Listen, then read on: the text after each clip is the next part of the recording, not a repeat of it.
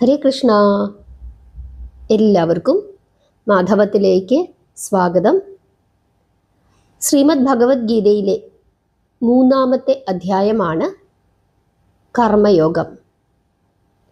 ഭഗവാൻ ശ്രീകൃഷ്ണൻ നമ്മൾ ചെയ്യേണ്ടുന്ന കർമ്മത്തെപ്പറ്റി വളരെ വിശദമായി തന്നെ ഈ അധ്യായത്തിൽ പറയുന്നുണ്ട്. ഇവിടെ അർജുനൻ തനിക്ക് യുദ്ധം ചെയ്യാൻ സാധിക്കുകയില്ല എന്ന് പറഞ്ഞ് ഞാൻ സന്യാസത്തിലേക്ക് പോവുകയാണ്, വല്ല കാട്ടിലും പോയി ഇരുന്നു കൊള്ളാം, യുദ്ധം ചെയ്ത് തൻ്റെ സ്വന്തക്കാരെ വധിക്കുന്നതിനേക്കാൾ നല്ലതാണ്, അങ്ങനെ ചെയ്താൽ എനിക്ക് കീർത്തി ഉണ്ടാവുകയില്ല, ഇങ്ങനെയൊക്കെ പറഞ്ഞ് തലയിൽ കൈവച്ച് ഇങ്ങനെ തേർത്തട്ടിൽ ഇരിക്കുന്ന അർജുനനോട് ക്ഷത്രിയനായ അർജുന, നീ നിന്റെ ജോലി ചെയ്യുക എന്ന് ഭഗവാൻ പറഞ്ഞു കൊടുക്കുകയാണ്. നമ്മളോട് ഓരോരുത്തരോടും ഭഗവാൻ അതുതന്നെയാണ് പറയുന്നത്. നീ നിന്റെ ജോലി ചെയ്യൂ. നമ്മൾ പലപ്പോഴും ചെയ്യാത്തതും അതുതന്നെയാണ്. നമ്മുടെ ജോലി നമ്മൾ ചെയ്യില്ല, എന്നിട്ട് വെറുതെ ഇരുന്ന് ഈശ്വരനെ കുറ്റം പറയും.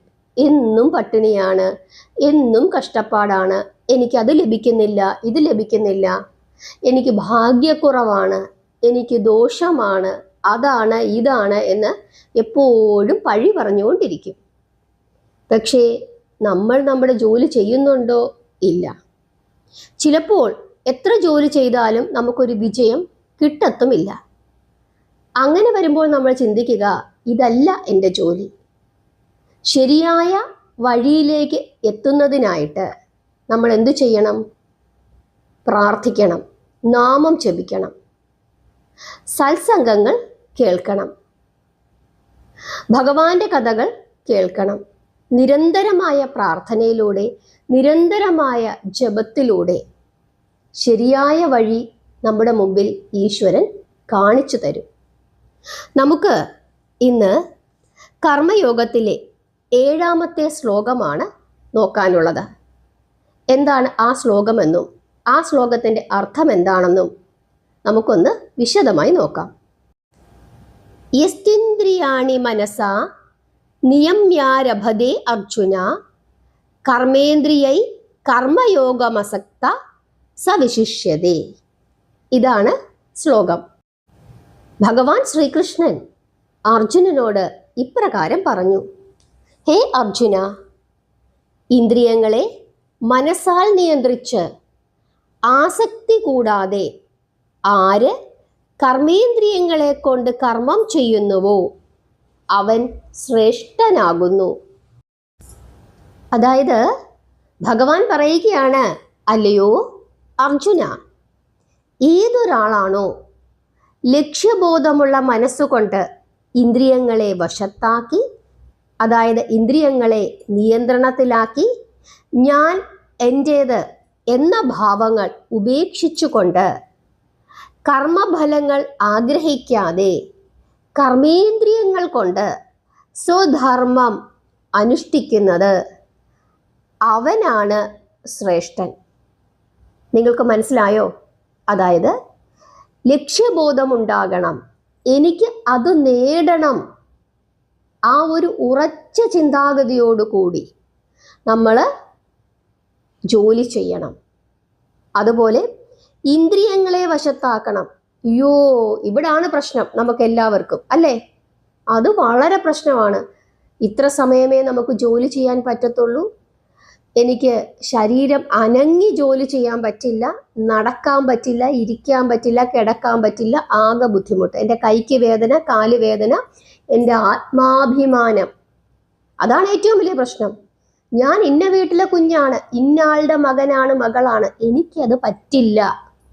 ഞാൻ എൻ്റേത് എന്ന ഭാവം, എനിക്ക് മറ്റൊരാളുടെ വർത്തമാനം കേൾക്കാൻ പറ്റില്ല, ഞാൻ ഇത്രയും പഠിച്ചതാണ്, എനിക്കത് പറ്റില്ല, എന്നെ അത് പറഞ്ഞു, അങ്ങനെ പോയി ജോലി ചെയ്യാൻ എനിക്ക് സാധിക്കത്തില്ല. ഇതൊക്കെയാണ് നമ്മുടെ പ്രശ്നം. ലക്ഷ്യബോധമില്ല, ശരീരത്തിൻ്റെ ബുദ്ധിമുട്ടുകൾ, അതായത് കാലുവേദന, കൈവേദന, തലവേദന, കഷ്ടപ്പെടാൻ വയ്യ, ആകെ ബുദ്ധിമുട്ട്. അതുകൂടാതെ ഞാൻ എൻ്റേത് എന്നുള്ള ഭാവം. പിന്നെ എങ്ങനെ ജോലി ചെയ്യും? പിന്നെ എങ്ങനെ നമുക്ക് ഉയർച്ചയിൽ എത്തിച്ചേരാനായിട്ട് പറ്റും? അതുപോലെ തന്നെ അരമണിക്കൂർ ജോലി ചെയ്താൽ എനിക്ക് ഇത്ര കിട്ടണം, എനിക്ക് ആ ഫലം കിട്ടണം, അതാണ് കൂടുതൽ നിർബന്ധം. അല്ലെങ്കിൽ ഞാൻ ചെയ്യില്ല, വെറുതെ വീട്ടിലിരിക്കും. നമ്മുടെ നാട്ടിൽ കാണാം ഒരുപാട് ആളുകളെ ഒരു പണി എടുക്കില്ല, ഓരോ കടയുടെയും തിണ്ണക്കിരുന്ന് ഇങ്ങനെ മറ്റുള്ളവരുടെ കുറ്റം പറഞ്ഞുകൊണ്ടിരിക്കും, ഒരു ജോലിക്കും പോകത്തില്ല. എന്നിട്ട് അന്യ സംസ്ഥാനങ്ങളിലെ ആളുകൾ വന്ന് നമ്മുടെ നാട്ടിൽ വന്ന് പണി ചെയ്യും. എന്നിട്ട് പറയും തൊഴിലില്ലായ്മ രൂക്ഷം. ഇഷ്ടം പോലെ തൊഴിലുണ്ട്, തെങ്ങ് കയറാൻ ആളെ കിട്ടുന്നില്ല, നമ്മുടെ പറമ്പ് കിളയ്ക്കാൻ ആളെ കിട്ടുന്നില്ല, പശുവിനെ നോക്കാൻ ആളെ കിട്ടുന്നില്ല. നമ്മുടെ നാട്ടിൽ ആർക്കും ജോലി ചെയ്യാൻ വയ്യ. എല്ലാം ആരാണ് വരുന്നത്? മറ്റു സംസ്ഥാനങ്ങളിലെ ആളുകൾ. അവരാണ് എല്ലാ ജോലിയും ചെയ്യുന്നത്. നമ്മുടെ നാട്ടിലെ ആളുകൾ എന്ത് ചെയ്യും? വെറുതെ ആ കടയുടെ തിണ്ണയ്ക്ക് വരുന്ന് ഈ കടയുടെ തിണ്ണയ്ക്ക് വരുന്ന് വഴിയെ പോകുന്നവരെയൊക്കെ നോക്കി അവരെ പറ്റി ഇല്ലാവചനം പറഞ്ഞുണ്ടാക്കി തമാശയും പറഞ്ഞ് രസിച്ചിരിക്കും. ഒരു പണി എടുക്കില്ല. എന്നാ പോട്ടെ, അവനവൻ്റെ വീട്ടിലെ ജോലി ചെയ്യ്, അതും ചെയ്യില്ല. അവിടെ ഞാൻ, എൻ്റേത് എന്നുള്ള ഭാവം. അതുകൊണ്ട് ഇവിടെ ഭഗവാൻ പറഞ്ഞിരിക്കുന്നത് അങ്ങനെയുള്ള അഹംഭാവങ്ങളെല്ലാം ഉപേക്ഷിച്ചിട്ട് ഞാൻ, എൻ്റേത് എന്നുള്ള ഭാവമൊക്കെ ഉപേക്ഷിച്ചിട്ട് ഫലം ഇച്ഛിക്കാതെ ഇന്ദ്രിയങ്ങളെ അടക്കി കർമ്മം ചെയ്യൂ. അങ്ങനെ ചെയ്താൽ മാത്രമേ നീ നിന്റെ ലക്ഷ്യസ്ഥാനത്തെത്തുകയുള്ളൂ. അതുപോലെ തന്നെ ചെയ്യുന്ന കാര്യങ്ങൾക്കും ഒരു ലക്ഷ്യബോധം വേണം. ഇപ്പോൾ ഒരു 10ാം ക്ലാസ് 12ാം ക്ലാസ് ആയ കുട്ടികളോട് പോലും മക്കളെ നിങ്ങൾക്ക് എന്താകാനാണ് ആഗ്രഹം, എന്തു പഠിക്കാൻ പോകണം ഇതിനു ശേഷം ഒന്ന് ചോദിച്ചു കഴിഞ്ഞാൽ അവർക്ക് ഉത്തരമില്ല. കാരണം എന്താണ്? കുഞ്ഞുങ്ങൾക്ക് ലക്ഷ്യബോധമില്ല. വലിയ ആളുകളോട് ചോദിക്കുന്നു, ഈ കുഞ്ഞിനെ എന്ത് പഠിപ്പിക്കാൻ വിടാനാണ് നിങ്ങളുടെ ആഗ്രഹം? അവർക്കും അറിയത്തില്ല. ജോലി ചെയ്യുന്ന സ്ഥലത്ത് പോയി നമ്മൾ ജോലി എടുക്കുന്ന ആളുകളോട് ചോദിക്കുന്നു, നിങ്ങൾ ഇവിടെ തന്നെ നിൽക്കാനാണോ, നിങ്ങൾക്ക് കുറച്ചും കൂടെ മെച്ചപ്പെട്ട ഒരു ജോലി സാധ്യത കണ്ടെത്തുന്നുണ്ടോ എന്ന് ചോദിച്ചു കഴിഞ്ഞാൽ അവർക്കും ഉത്തരമില്ല. ആർക്കും ഒരു ലക്ഷ്യവുമില്ല, ഇങ്ങനെ പോകുന്നു. അതുകൊണ്ടാണ് നമ്മൾ ഓരോരുത്തരും ലക്ഷ്യസ്ഥാനത്തെത്താത്തത്.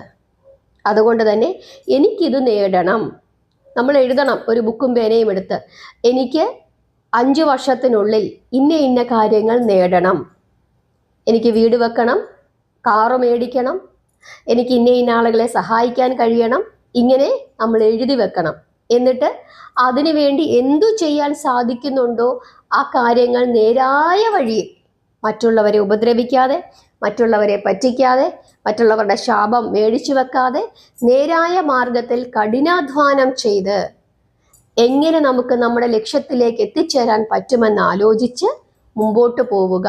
അവിടെ ഇന്ദ്രിയങ്ങളെ അടക്കണം, ലക്ഷ്യബോധമുണ്ടാകണം, ഞാൻ എൻ്റേത് എന്ന ഭാവം ഉപേക്ഷിക്കണം, എന്നിട്ട് കർമ്മം ചെയ്യണം. അങ്ങനെ ചെയ്താൽ നീ ശ്രേഷ്ഠനാകുന്നു, നിനക്ക് ലക്ഷ്യസ്ഥാനത്തിൽ എത്തിച്ചേരാൻ പറ്റുന്നു. അങ്ങനെ ചെയ്യണം എന്നാണ് ഇവിടെ ശ്രീകൃഷ്ണൻ അർജുനനെ ഉപദേശിക്കുന്നത്. നിങ്ങൾക്ക് മനസ്സിലായോ? എല്ലാവരും ഇന്നു മുതൽ നിങ്ങളുടെ ജോലികൾ കൃത്യമായി ചെയ്യുക, നാമം ജപിക്കുക, പ്രാർത്ഥിക്കുക. അതെന്തിനാണ് ചെയ്യുന്നത്? നമ്മുടെ വഴികളിൽ തടസ്സങ്ങൾ ഉണ്ടാകാതിരിക്കാൻ, നേരായ വഴി തെളിഞ്ഞു വരാൻ. പല വഴികൾ വരും. നമ്മൾ ജോലി ചെയ്യാൻ തുടങ്ങുമ്പോൾ, നമ്മൾ നല്ലതാകാൻ തുടങ്ങുമ്പോൾ തടസ്സങ്ങൾ ഒരുപാട് വരും. ആ തടസ്സങ്ങളെയൊക്കെ തട്ടിമാറ്റി നേരായ ബുദ്ധി ഉപയോഗിച്ച് മുമ്പോട്ട് പോകുന്നതിന് നാമജപം നമ്മളെ സഹായിക്കും, സത്സംഗങ്ങൾ നമ്മളെ സഹായിക്കും. നമ്മൾ ആലോചിക്കുക, ഒരു മദ്യപാനി അവൻ നന്നാകാൻ തീരുമാനിക്കുന്നു. അവൻ നന്നാകാൻ തീരുമാനിക്കുമ്പോൾ അവനെ വീണ്ടും ആ മദ്യപാന ശീലത്തിലേക്ക് കൊണ്ടുപോകുന്നതിനായി അവൻ്റെ കൂടെ കൂട്ടുകാർ ധാരാളം വരും. അവരുപദേശിക്കും, പലതരത്തിലുള്ള പ്രലോഭനങ്ങളും അയാൾക്ക് കൊടുക്കും. അങ്ങനെ വീണ്ടും അവനെ മദ്യപാനത്തിലേക്ക് തള്ളിയിടും. കാരണം ഒരു മനുഷ്യനെ ഒരിക്കലും നന്നാകാൻ സമൂഹം അനുവദിക്കത്തില്ല. അതുപോലെ തന്നെയാണ് നമ്മൾ കൃത്യമായി ജോലി ചെയ്യാൻ തുടങ്ങുമ്പോൾ ആ ജോലിയെ തടസ്സപ്പെടുത്തുന്നതിനായി സമൂഹത്തിൽ നിന്നും ആളുകൾ വരും. അതുകൂടാതെ ദുഷ്ടശക്തികളുടെ സ്വാധീനവും ഉണ്ടാകും. ഇതിൽ നിന്നൊക്കെ രക്ഷപ്പെടുന്നതിനായിട്ട് ഭഗവത്ഗീത സ്ഥിരമായി പഠിക്കുകയും നാമജപം ശീലമാക്കുകയും ലക്ഷ്യബോധത്തോടു കൂടി പ്രവർത്തിക്കുകയും ശരിയായ മാർഗത്തിൽ ചലിക്കുകയും ചെയ്യണം എന്നുള്ളതാണ് ഇവിടെ ഉദ്ദേശിക്കുന്നത്. അതുകൊണ്ട് എല്ലാവരും സ്ഥിരമായി നാമം ജപിക്കുക, ശരിയായ മാർഗത്തിൽ സഞ്ചരിക്കാൻ ശ്രമിക്കുക, ദുഷ്ടശക്തികളെ നമ്മുടെ ജീവിതത്തിലേക്ക് അടുപ്പിക്കാതിരിക്കുക. നിങ്ങൾക്ക് മനസ്സിലായി എന്ന് വിശ്വസിക്കുന്നു. നാമം ജപിക്കുക, പ്രാർത്ഥിക്കുക. ഹരേ കൃഷ്ണ.